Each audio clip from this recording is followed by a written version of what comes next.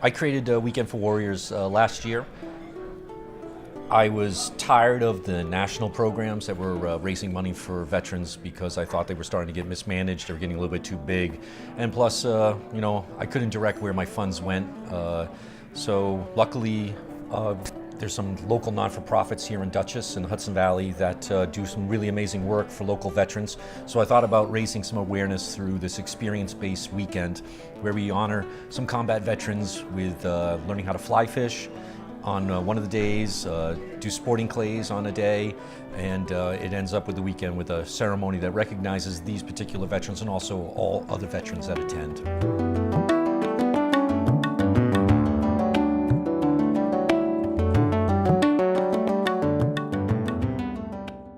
I wanted to enlist since I was a little kid.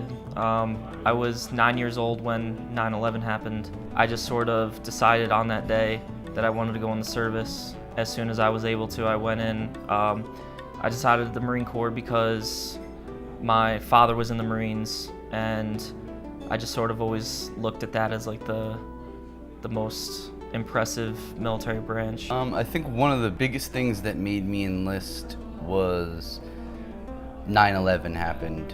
That just really affected me. It was a turbulent time in I think any boy's life, 12 or 13, middle school, and just to think that somebody could do something that terrible to people they don't even know is tough. The thing that made me join the Marine Corps initially is that as long as I could remember, I wanted to be a Marine. I have no idea that one day I woke up and there was no revelation. It was just something that I always wanted to do, always wanted to do it, as far back as I can remember. Yeah, the first day in Afghanistan was, I didn't know what to think coming in, just because, you see like all the things on like the news and you watch movies about it, and it's something I was hoping that I would get to do my whole life. And then I finally get there, and I got there in January, so it was like, I thought it was gonna be hot, but it was freezing cold. They just sort of rushed us off the plane, and the craziest thing was like a couple days later, they brought a blown up MRAP, which is an armored truck. They brought it to our motor pool where my armory was that we worked at. It was completely annihilated, got destroyed by an IED. It was just like the biggest reminder of like where we were, and it was sort of a shock at first, but like it really brought things into terms and made me realize like, holy crap, this is it. I think Iraq for me was probably one of the most memorable years of my life in a positive and in a negative way. I mean, obviously the devastation that war can bring physically, emotionally to a person is unbelievable, and trying to cope with that. I'm a medical officer, so I had a unique experience there. I wasn't the guys driving convoys. I wasn't the guys trying to kill the bad guys. I was the guy fixing the guys that did that. So, which brings me to the best part of my experience there, is I got to treat and take care of the greatest patients in the world. They're so ensconced in each other's lives. It's different. It's almost a closer bond than family because of what they've gone through. And seeing that is amazing, and being part of that is even more amazing.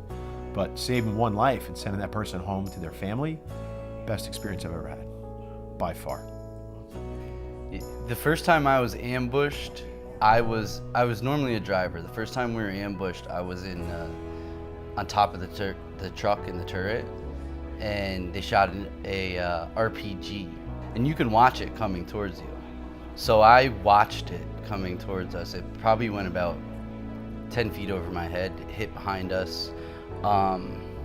Second one came, hit next to my truck.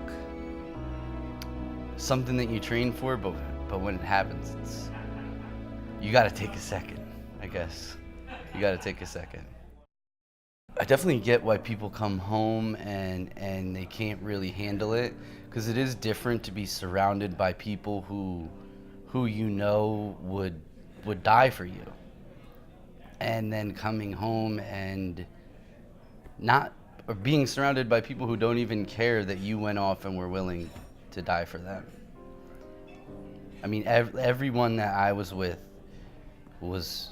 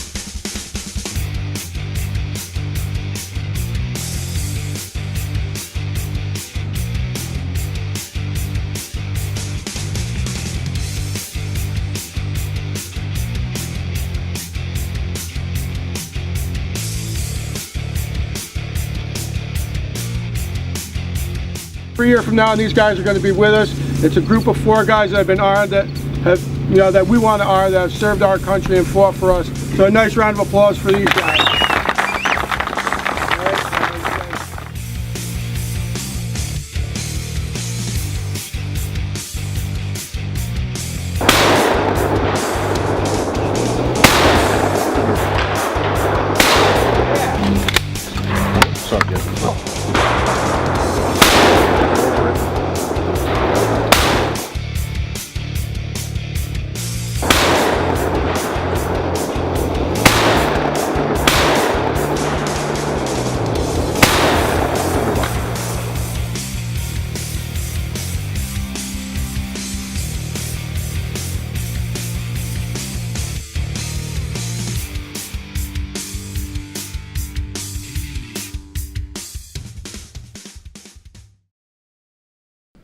I'm very humbled to be here. It's something I hate doing, is getting recognition, just because I've never felt like I fully deserve it, just because I see, guys with blown off limbs and people who have suffered so much worse than me. And I mean, I've done stuff, but I haven't gone through some of the stuff that they have. But I really appreciate coming here and like getting this experience with, other veterans. This is awesome. This weekend has been awesome. It's a little tough because unlike the older veterans who were drafted and stuff like that, everybody in these recent conflicts have volunteered to go. We came back, and I mean, there's no big parade or anything like that, but to see that people care, it definitely means a lot. It's a validation of everything I've done in my military career for the people I've done it for. I mean, we all have our reasons for going into the military, and this is not it. We don't do this for recognition or validation or awards. We do it because there's a certain, calling. It sounds kind of corny and cliche-ish, but there is, and it's inside of me, and it's inside of the other guys that I'm with here this weekend. It's just something that we want to do, but to be validated and recognized like this is incredible. I won't say embarrassing, but it's humbling, I guess, that people go out of their way like this to do this for us. It's amazing. It's an incredible experience. My name is Tyler Mendelson. My name is Cullen Lyons. My name is Warren Shepro. Jim Coughlin, Dutchess County Comptroller.